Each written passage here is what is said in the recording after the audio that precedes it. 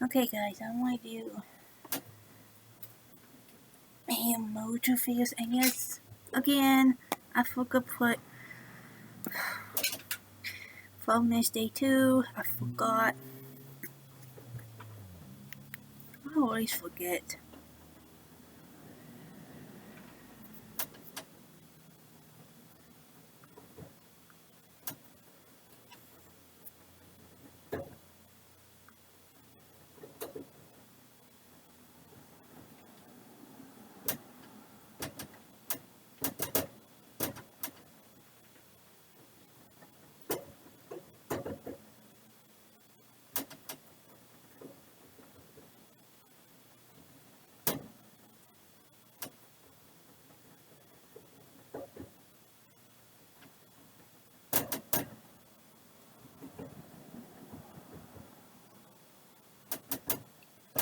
Oh, there you go. I'm gonna watch two 20 best demon movies.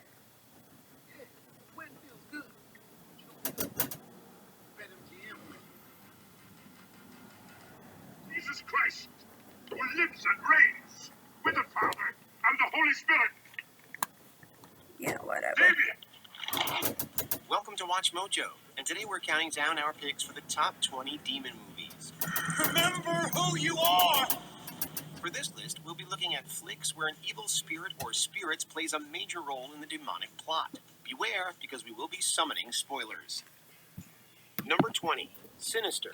Supernatural horror movies saw a mild comeback during the mid-2000s, but the genre roared from the grave in the 2010s. While Sinister wasn't a game changer, Scott Derrickson's film was a welcome addition to this new golden age. Something similar can be said about its antagonist, a pagan deity known as Bughuul. A deity? What kind of deity?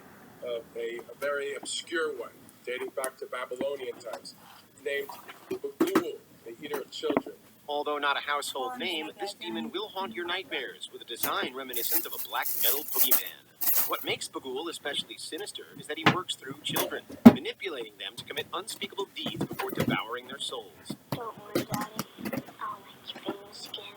The cinematography also creates a foreboding ambiance, as if the camera is possessed. This is especially apparent in the Super 8 sequences, which use old-school methods to create a sense of gritty realism. Number 19, Pumpkinhead. When you say this movie's title out loud, you might envision a satanic great pumpkin possessing Charlie Brown and his friends. Actually, the titular Pumpkinhead looks more like a cross between a xenomorph and a predator with a demonic twist. Yeah, horn. This horn.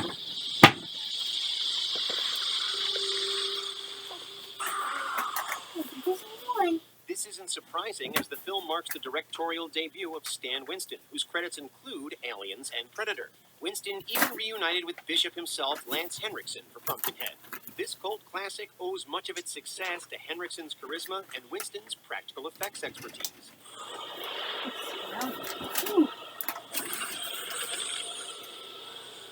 Pumpkinhead functions as a demon movie, a slasher flick, and a revenge thriller, resulting in a unique entity. Perhaps it was too unique for the time, falling short at the box office. Pumpkinhead came back with a vengeance on home media, however. Number 18, Night of the Demon. While most people associate classic demon movies with the 60s and 70s, this British film was ahead of the game. Released in 1957, Night of the Demon, or Curse of the Demon as it was known in the US, included several tropes that we now associate with the genre. A satanic cult, a seance, and an evil supernatural creature.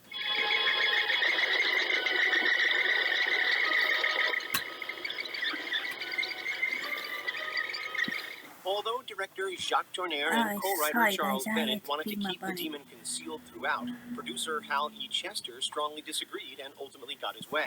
While it's debatable what would have been scarier, the demon effects are well executed given the budget and time period. Because I believe you now. I believe that in 5 minutes something monstrous and horrible is going to happen. And when it does, you're going to be here so that whatever happens to me will happen to you. The film wisely doesn't rely too much on the demon, though, with most of the tension stemming from the eerie atmosphere. Number 17, Session 9. We can't think of a more appropriate setting for a psychological horror film than an abandoned asylum. Using Danvers State Hospital as a shooting location, Session 9 follows 4 men tasked with removing asbestos from the premises. The hospital is haunted by ghosts of the past.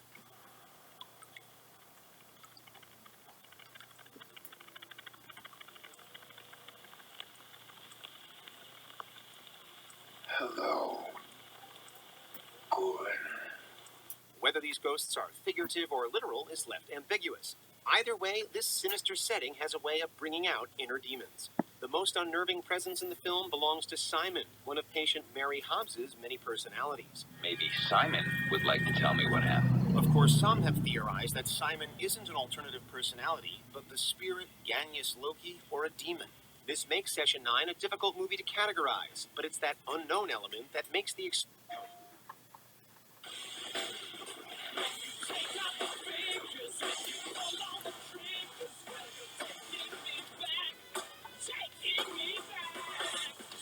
Preload now.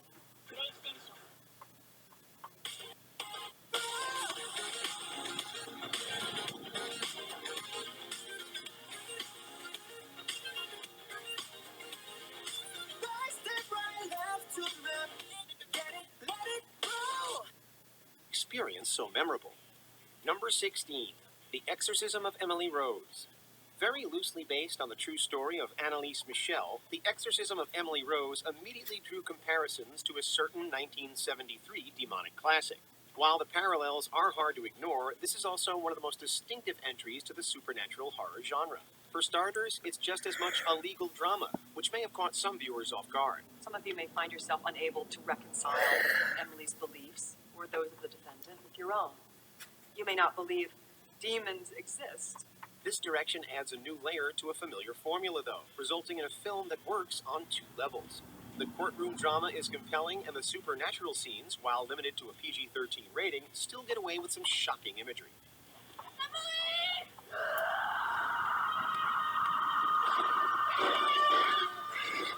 It's all elevated by great performances from Laura Linney, Tom Wilkinson, and Jennifer Carpenter as Emily Rose.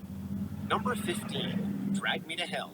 Soon it will be you who comes begging to me. Although Sam Raimi hit it big with the Spider-Man trilogy, that didn't stop him from returning to his campy roots with Drag Me to Hell. I'm scared. The title speaks for itself, as characters are literally dragged into the pits of hell in this horror film.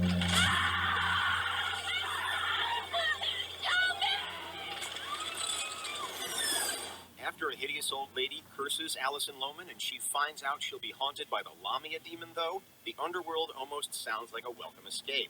With anvils dropping on people's heads and possessed talking goats, Drag Me to Hell has the essence of a demented cartoon.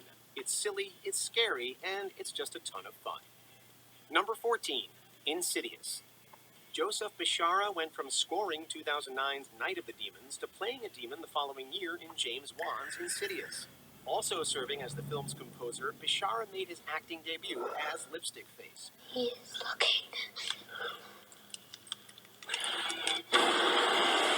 While that might not be the most intimidating name, this red-faced demon has been invading our nightmares for over a decade now. In addition to being a turning point for Bishara and Wan, Insidious was something of a comeback for veteran actress Lynn Shay. While she had already cemented her Scream Queen status, her turn as psychic Elise Rainier gave Shay a chance to shine like never before. You see a lot of confusing things you don't understand, but do not question them and do not speak in any way. While Insidious didn't break any new ground, the performances, craft, and overarching sense of dread more than delivered, spawning a franchise in the process. Number 13, The Witch. This period horror movie stands out for a few reasons. It saw Anya Taylor-Joy break out as a certified scream queen and one of her generation's most capable actresses. It established Robert Eggers as a wicked visual storyteller, which isn't surprising since he came from a production design background. The Witch also further solidified A24's reputation for ambitious horror films that would be considered too out there for other studios.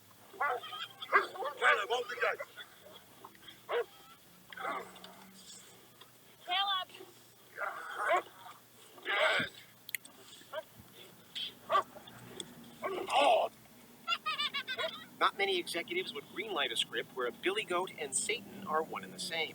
What sounds bizarre on paper is made terrifying in The Witch, however.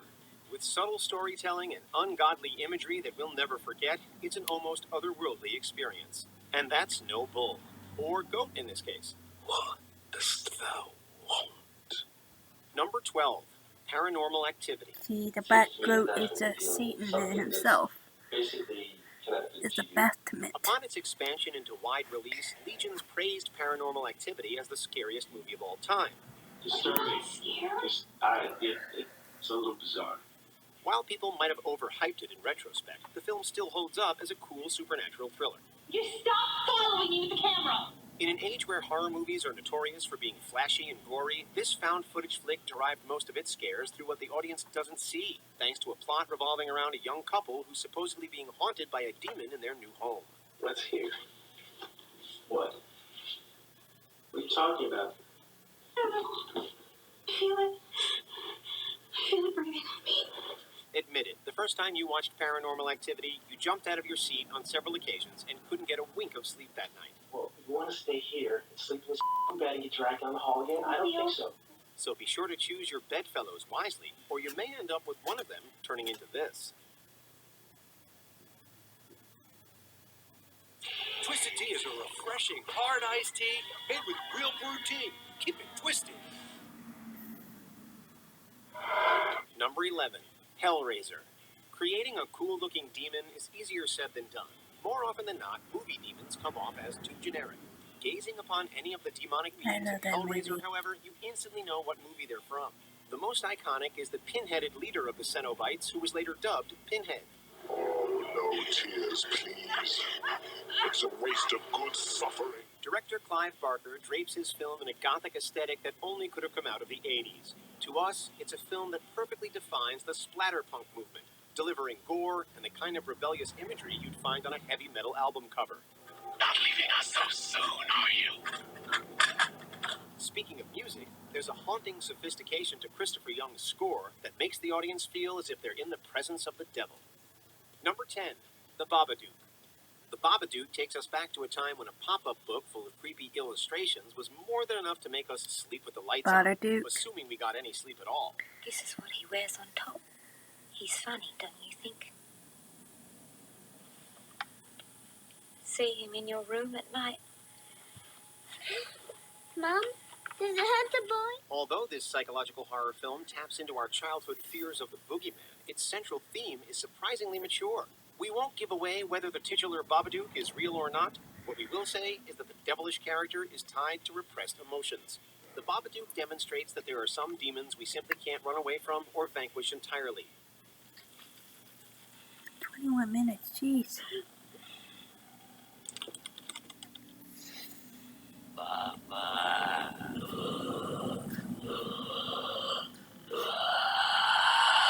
If we confront these demons, though, we may be able to manage and live with them.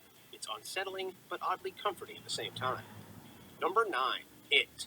We know what some of you are thinking. The creature from It is an ancient alien, not a demon. It is indeed a trans-dimensional being, but that doesn't mean it's not also a demonic entity. It has all the calling cards of a demon, feeding off fear, manipulating the vulnerable, and taking on many different forms, including Pennywise the Dancing Clown. Hiya, Georgie. What a nice boat. Do you want it back? For years, the 1990 miniseries was the definitive version of Stephen King's classic novel. While we'll always have a soft spot for that horror milestone, Andy Muschietti gave us the definitive adaptation divided into 2 parts. The first half is the standout, capturing the joyous nostalgia of childhood, the loss of innocence, and the demons that separate the two.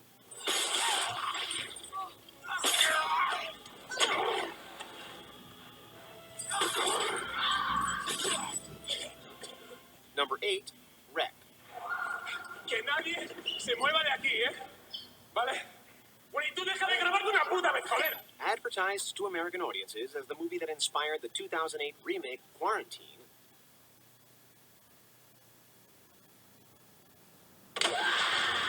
this Spanish found footage film unsurprisingly shares a similar premise with the later flick.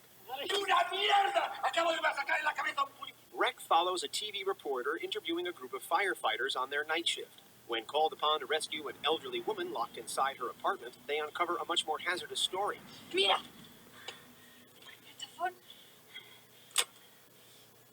The film film makes good use of the shaky cam technique and creating a claustrophobic atmosphere. But where Quarantine stuck to the mutated virus approach, Wreck injects an unexpected demonic twist that's further explored in its sequels. Esa cosa ¡No les van a venir a buscar nadie! Sí. ¡Abrid los ojos de una puta vez! ¡No les importamos ni una mierda! Number 7, I The don't Conjuring. understand what she's We're saying. beyond terrified. We don't know what's going on or what to do. Can you help us? The Conjuring is one of those classic haunted house movies where the homeowners don't move out even after their dog turns up dead and one of their daughters starts sleepwalking. A very powerful demonic has latched itself onto her. While it doesn't revolutionize the genre, this is actually an effective thriller carried by a genuinely chilling mood, convincing performances, and a surprisingly touching relationship between the two paranormal investigators played by Patrick Wilson and Vera Farmiga. Well, we've been called demonologists. It's one name for us. Ghost hunters, paranormal researchers, Oops. wackos. But we prefer to be known simply as Ed and Lorraine Warren. It also has one of the creepiest dolls ever in the haunted Annabelle, who sadly became less credible with her 2014 prequel/spin-off. It's just a movie is a game that you say crap. What did you say?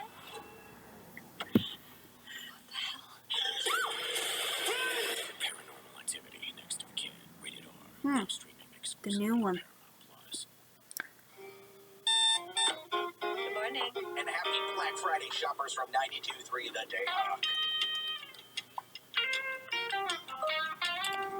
Let's catch some breakfast. Number 6, Poltergeist. At the turn of the 1980s, more and more parents started to argue that we needed a new rating to bridge the gap between PG Man, I and think that's R-rated almost fare. stop because it's 21 minutes. I'm not sit here. The PG-rated Poltergeist undoubtedly fueled this argument. By today's standards, this story about a suburban family that's haunted by wicked entities is clearly PG-13 material.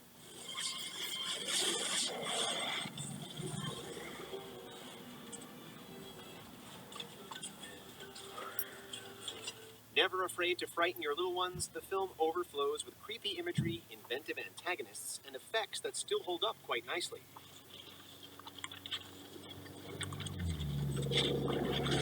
Hey, After watching it, you'll never look at a clown doll the same way again. Mommy! Give me your hand! Number 5, Hereditary. Of all the supernatural...